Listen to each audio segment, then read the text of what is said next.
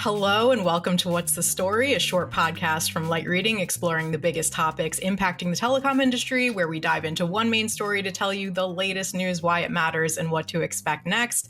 I'm Nicole Ferraro, an editor at Light Reading, and I'm here with my delightful colleague, Mike Dano, also an editor at Light Reading. Say hi, Mike. Hi, Mike. I knew you were going to say hi, Mike. Sorry. I mean, hi, Nicole. Thanks for having me. That was delightful. Okay. That was perfect. It's great to have you. Today, we're going to be talking about a recent story that you, Mike, wrote about the wireless operator Gogo, which is in the process of launching a new 5G network to be followed by a new 4G network. And how that situation ties back to the federal government's RIP and Replace program, which our listeners likely know has been largely stalled due to a lack of adequate funding.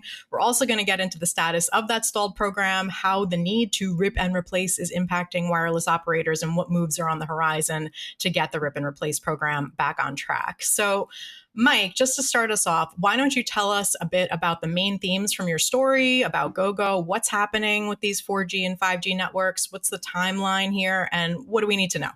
Yeah, I have to admit, I really like this story. And the reason I like this story is because it just it touches on so many different elements and themes and trends in the industry. And it's really complex and it's way down in the weeds and I don't know. I like all the little aspects of it because it really does sort of reflect kind of, some of the broader industry trends that are going on for this one relatively small company, but its adventures and difficulties in both 4G and 5G and FCC regulations and technologies and geopolitical struggles with China. It's just got everything. It's got everything. It's got it all. It really does. Yeah. So really, just to start at the beginning, Gogo is a relatively small publicly traded company that beams internet connections to airplanes. And it's not really the airplanes. It's not like big United airplanes. It's more of the private jets and stuff. That's its main customer base. Is it beams internet connections to those, and it actually beams those internet connections from a variety of sources. It has a deal with OneWeb to beam satellite internet connections to those airplanes, but it also historically has operated a terrestrial network. And its network stretches across about 200 cell towers across the US. But those cell towers are not pointed down like normal cell towers. They're actually pointed up at the sky so you can beam those internet connections to airplanes. And so that's basically what Gogo does. And so it sells the service, and it also sells the receivers. So you put the receiver on the airplane. That's to receive the signal. Great. So tell us about the 4G and 5G networks that you wrote about in your wonderful story that hits on all of the exciting points that we both love. Things. Yeah, exactly. So Gogo has been doing this for decades now, and they had an analog network that pointed up at airplanes, and then they launched a 2G network, 3G network, and then they really wanted to do a 4G network. They have a relatively small slice of spectrum. And anyway, they wanted to upgrade to have, be able to do faster speeds to the airplanes that are flying around. And so what they did sort of circa 2010 is they and many other US wireless network operators, they found Chinese suppliers actually supply really cheap equipment. And so they started working with Chinese supplier ZTE, and it built most of a 4G network to beam their internet connections to aircraft. And then they got caught up in the whole, U.S. China situation where ZTE and Huawei are bad, and so they actually stopped building that network a little bit before it was finished.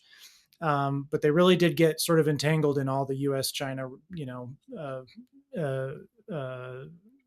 with Chinese suppliers being deemed a danger to U.S. networks. So they really got caught up in that whole thing.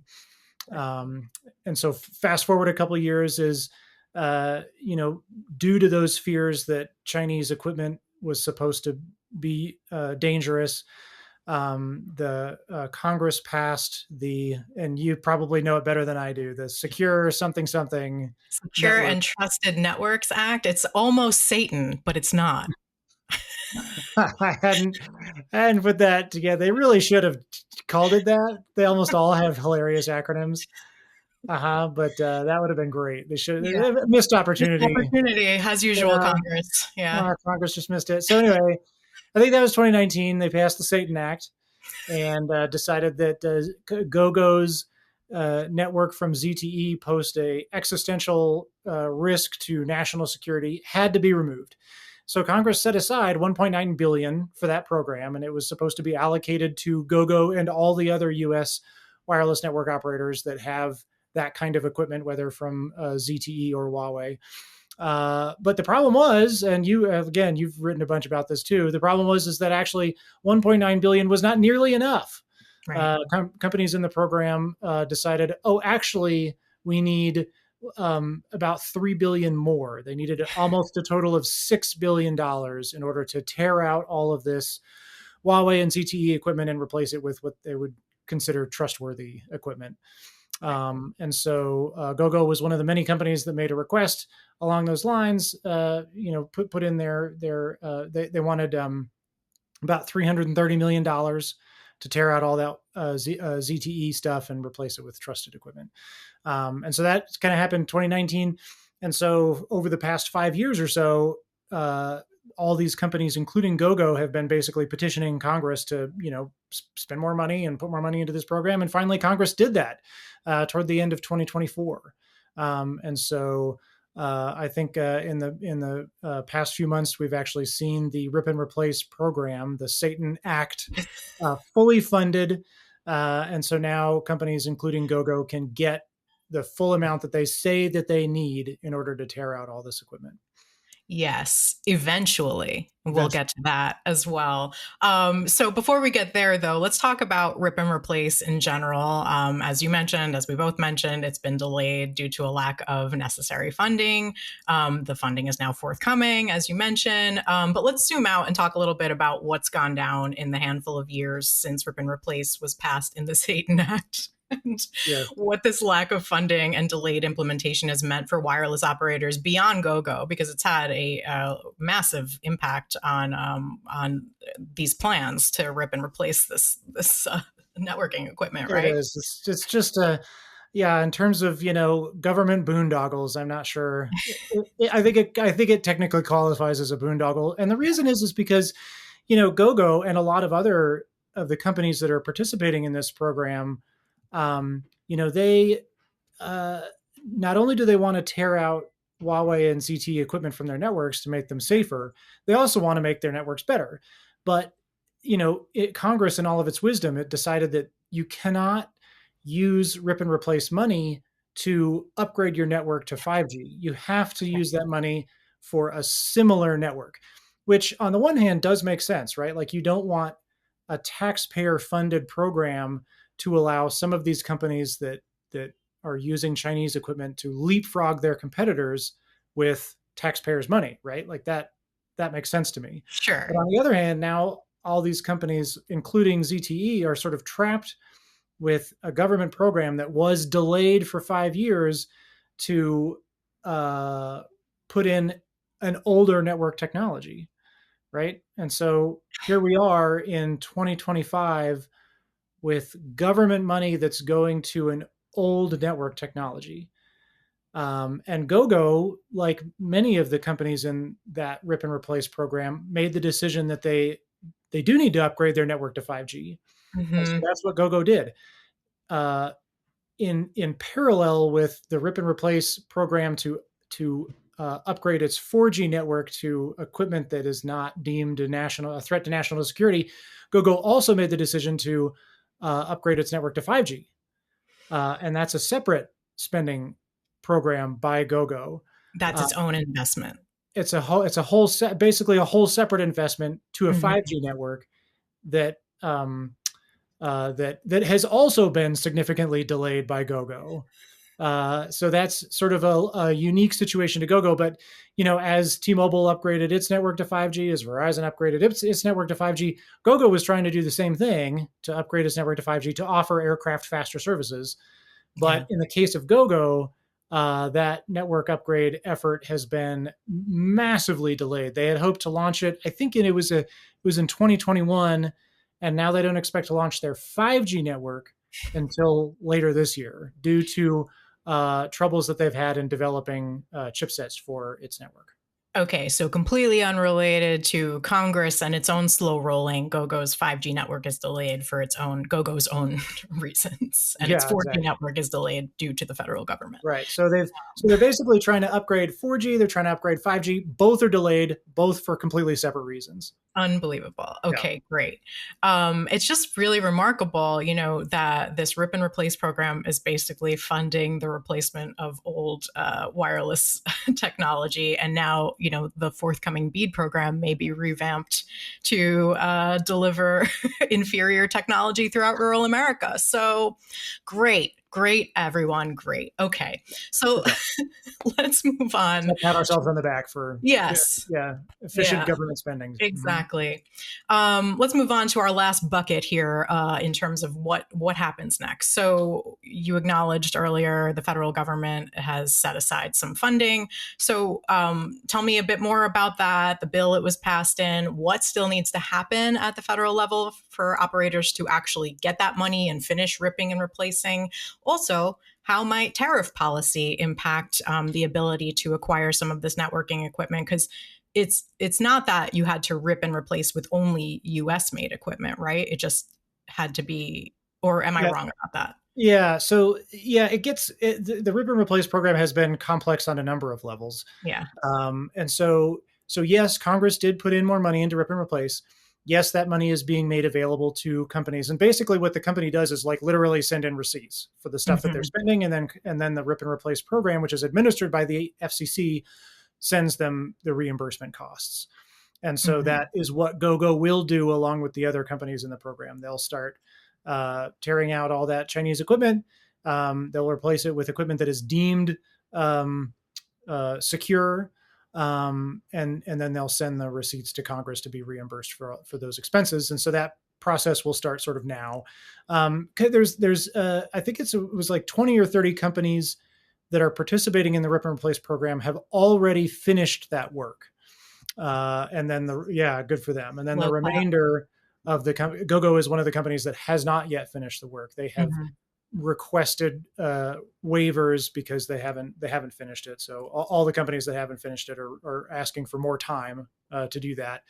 And they all send in the waiver requests to the FCC. You can read those requests. And so in the case of GoGo, they've blamed, they've got workers that they need to do the work on the aircraft, and those technicians are in high demand. And so that's why they say that they need more time to finish their own particular rip and replace. And other companies have filed similar waivers, blaming all kinds of things. The weather in Wyoming is very harsh, and so you can only do the work in the summer, and so you need more time to do it, and blah, blah, blah. So everybody's got their own sort of reasonings for why they need more time, but that's the reason for GoGo. And so then I think in general, that's how the rip and replace program is going now, is that it is fully funded, but it's still a slow process because of all kinds of issues. Yeah. And then you mentioned tariffs, and that's another issue, is that if a company has not yet purchased the equipment, that equipment could face some serious tariff costs due to the Trump administration tariffs situation, particularly if it's coming from Ericsson or Nokia. They're both Nordic companies, possibly subject to serious tariffs, and so that's kind of where that rip and replace program is now. And in the case of some companies, we do know who their rip and replace vendor is. But in the case of GoGo, we don't know. It's a redacted part of their filing, so we don't know who the rip and replace vendor is. We do know who their 5G vendors are. It's Airspan and Cisco and a company called RF Network. I can't quite remember, but anyway, we do know their 5G vendors, but we do not know the 4G rip and replace vendors for GoGo. Okay. So I guess lastly then, what are you going to be looking for? What's the next big thing you're watching for as all of this rip and replace stuff unfolds, or even with regard to GoGo's work on its networks? Yeah. For GoGo specifically, I mean, I think that we can safely assume that they are getting ready to launch those networks. They've said that they're going to launch the 4G. No, I'm sorry. They're going to launch the 5G network later this year. And then they'll launch the rip and replace 4G network early next year. So I think that's the next thing that we'll watch. And the final thing that I'll mention here, the part of the story that I think is, the number is a little bit buried, but I really feel like that's the sort of kicker for this story, is that Gogo said that they're going to spend $100 million on their 5G network, but they're spending $330 million on the rip and replace 4G network. And I feel like that is the real kicker here, right? That's insane. That's nuts. That's nuts. Why? It's 3 times more expensive for the old thing. And the only reason they're spending $330 million is because the government said ZTE equipment is insecure. And finally, may I add, please. That we've never had any concrete proof as to why these networks are insecure. So, yeah, that's a really good thing to add. Yeah. Mm-hmm. I mean, Congress, they have had closed session briefings about why this equipment is insecure. Same with TikTok, yet they won't tell us anything. Yeah. Weird. So they're spending $6 billion in taxpayer money to do this work. But the taxpayers have never been shown why that equipment is insecure. It's basically just, trust us. We think it's insecure. We're going to spend your money on it.